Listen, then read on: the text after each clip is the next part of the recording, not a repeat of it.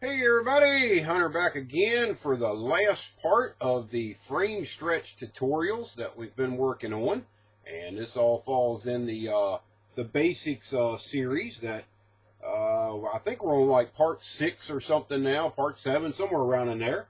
But anyway, laying in front of you here is the actual frame rail that we put our 2-inch stretch piece in, and as you can see, it is very straight and looks pretty good.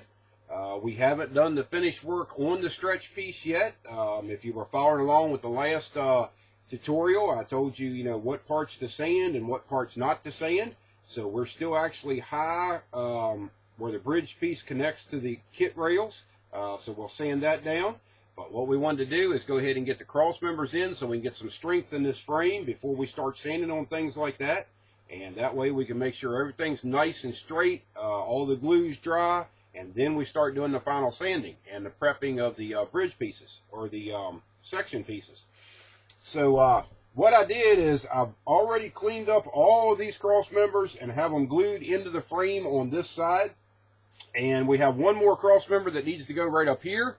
And I'm going to go through a quick little step on how I prep the cross members. We're going to install that one, and then we're going to go ahead and glue this next side frame rail in to show you, what basically the completed frame is going to look like. So what I do is after I get everything off the parts tree, as far as the cross members, this happens to be number 69, I think is the cross member number. But I'll just go in and trim off the sprue attachment point a little bit with the number 11. And after I do that, I take my sanding stick and I'll lay it square on the sanding stick and just give it a couple of, just hit it there lightly just to give you a nice clean flat surface. And it kind of roughs the plastic up a little bit also, which will help with the glue bonding, because this Tamiya extra thin cement will flow right down into these little scratches it's put in there, and it gives you a little bit more holding power on the cross members. So that's all it takes just to clean up the cross member, no big deal. There is some very slight injector pin marks underneath each one of these cross members. Guess what? It's not something I'm going to mess with. They are so minute underneath of there that if it gets down to a point of, you would have to be all the way in the running for best in show up against probably a military model or something like that before something like this may even come into effect. And with as small as they are, probably once I get all my primer coats down and paint coats down, you're never going to see them. So, you can take them out if you want to. Personally, I'm not going to take them out of there because this is such a narrow area. And, the same with all the cross members underneath. There is an injector pin mark in there's one in every one of them. There's actually 3 injector pin marks in every cross member.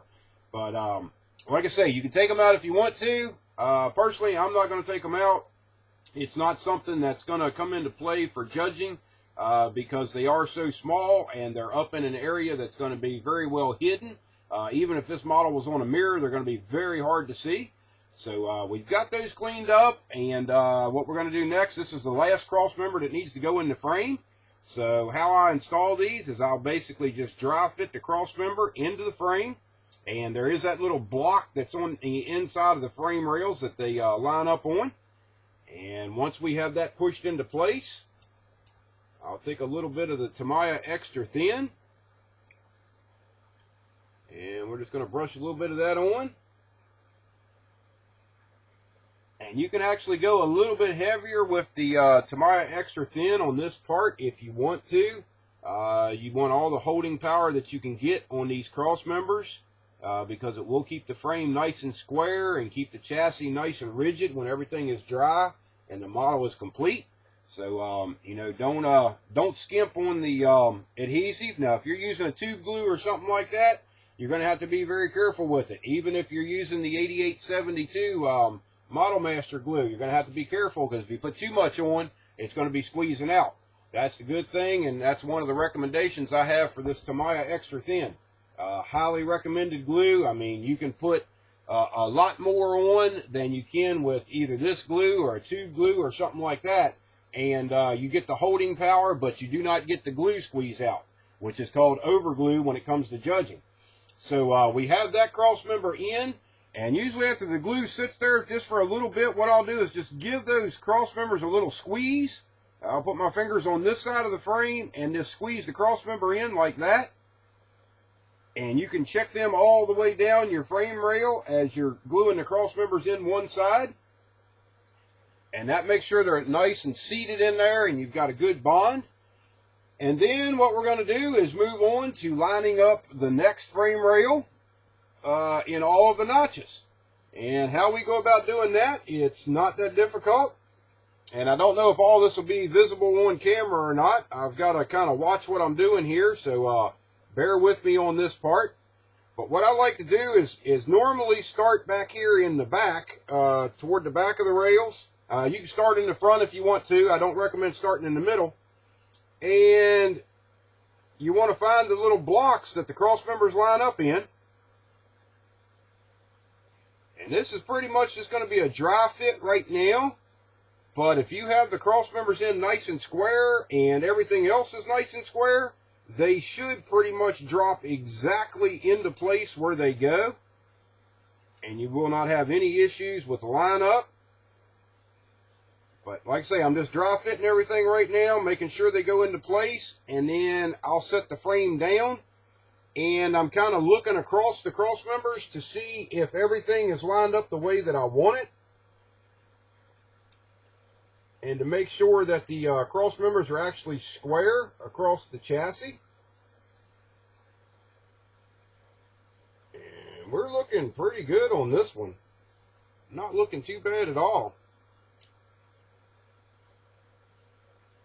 Alright, so then what I'll do is I'll take the frame, because we have this side glued here. I'm going to take the frame and turn it around and set it back down on my flat surface here. Now that's the good thing about the Mobius kits, and there's a couple other frames out there as far as the trucks that's like this. You can set it flat down on a surface. Some other kits, they have the suspension cross members already cast into the frame.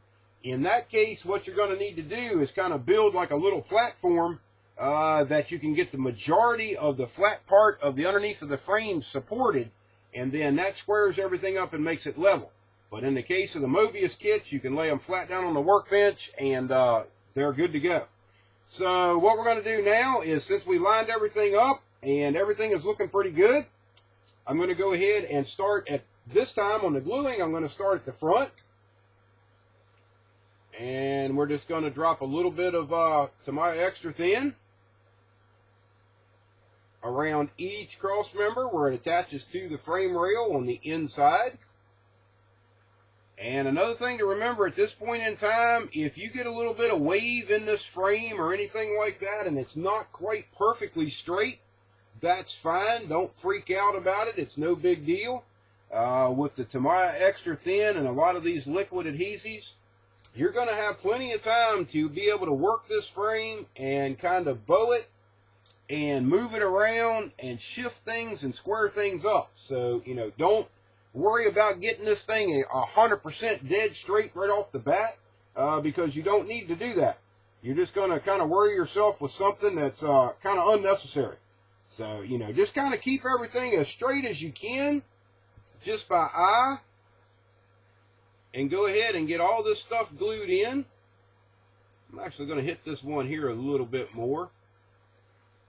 Like I say, you don't want to get too much of this glue on the parts, but you don't want to skimp on it either. Make sure you get enough in there where you'll get a good bond on everything. And then I'm going to show you another little trick to putting a little bit of strength in the frame here in just a minute when we get done with this part. That helps out a little bit. Like I say, for you guys out there that are still using tube glue and things like that, I would highly recommend that you get away from it. Tube glue is a dinosaur. It's a thing of the past. As far as creating a quality model, you can do it with tube glue, but you have to be a lot more particular about where it goes, and there's just so much benefit to these newer style glues over tube glue. So definitely put that in the to get list if you're using tube glue at this point. if you talk to all your top modelers out there and your modelers that are, you know, winning best in shows and, you know, just majority of people that are doing models in magazines and things like that, you know, they're all stepped up to the liquid adhesives. So there's a reason for that. They're much easier to work with and they work a lot better. Okay, so we have the cross members all glued into place. Now you'll notice what I did on that is I did the same thing with the cross member. I grabbed this side of the frame rail and I just squeeze in. And you can do that all the way down the rail. Just go to each cross member, squeeze across, get it to, you know, get into that glue real well. And then the other thing I like to do is take the liquid adhesive, and if the cross member touches the top of the frame rail, the channel underneath of there, just go ahead and put a little bead right across the top of the cross member where it meets the frame rail. And don't want to get a whole lot on this, just a little bit. A little goes a long way in this case here.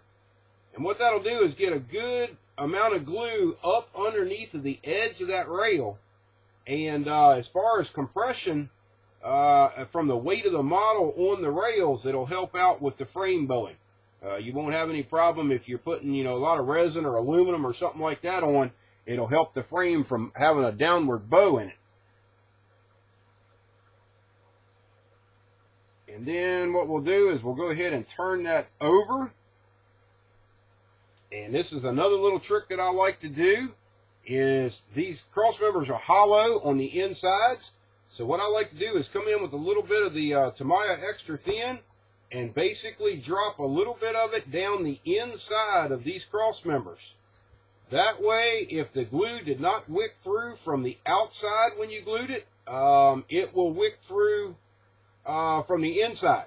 So you'll have a full glue bond all the way across the thickness of the cross member to the frame rail.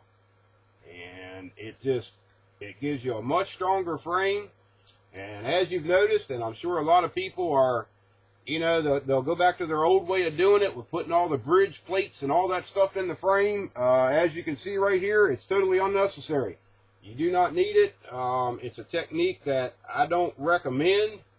You can use bridge plates if you've got something that's very, very heavy. But if you're building a stock model, basically with the kit pieces, and you're not adding a whole lot of extra weight to that model and all you want to do is stretch the frame, this procedure right here works perfect. You will not have any problems if you follow what I've done on the tutorials and do it properly. You won't have any problem at all. You don't need all that stuff added to the inside of the frame rails. You don't need to cut them at a 45-degree angle. You don't need to do none of that stuff. It's just totally unnecessary. And it's just a bunch of clunkiness added to the model that you don't need. And, you know, if I thought it was needed, I would definitely put it on the tutorials. But like I say, my models, most of all of my heavy commercial trucks have stretched frames. And I don't have a problem one.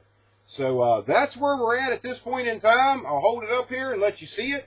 That's what the frame looks like. You can see that it's nice and straight. Everything is, now, if you look down the frame rail right there, see that little bit of a bow in that frame rail?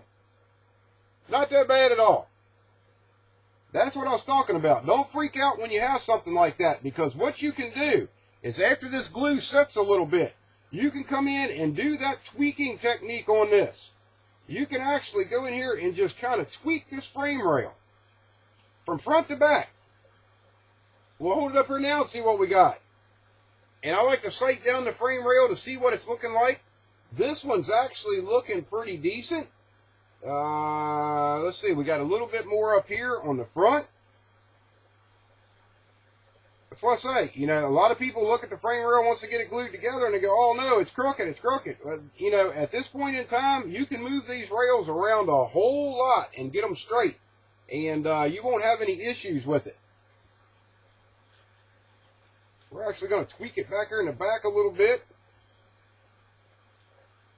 And all I'm doing now is just trying to get it, you know, pretty much in the neighborhood of where we want. And that's actually looking pretty good. Now, once all this dries up, and we got all the glue set for, you know, probably pretty much overnight, I will come in tomorrow and do the cold technique where I'll just go ahead and twist everything and kind of stretch it out a little bit. and all this will be nice and square. You don't have to use a jig. You don't need any, any stuff like that. So hopefully that gives everybody an idea on how easy it is to stretch a frame and the process involved in it. Now we will do another part on the on this series, and that will be coming back in and cleaning up the stretch pieces. And I'll probably also do the final flexing of the frame and show you how to do that cold once everything's dry. And then we'll get these spots sanded down here, top and bottom, and you'll be good to go. This will be ready for the suspension pieces to go into place. And that's another thing I can touch on real quick before I go on this video. This is the suspension mounts that we drilled the holes for. And as you can see, when you look at the frame here, this is our white stretch piece. You can see a cross member that's halfway onto the kit piece and halfway onto the white stretch piece that we put in. That's basically acting as our bridge plate.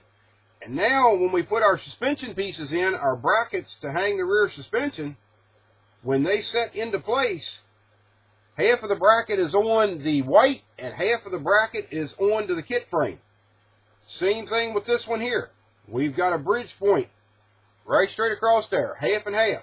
So that puts the strength back in the frame. Once everything's dry and we do the flexing and final straightening of the frame, it'll be just like it was one piece of plastic originally.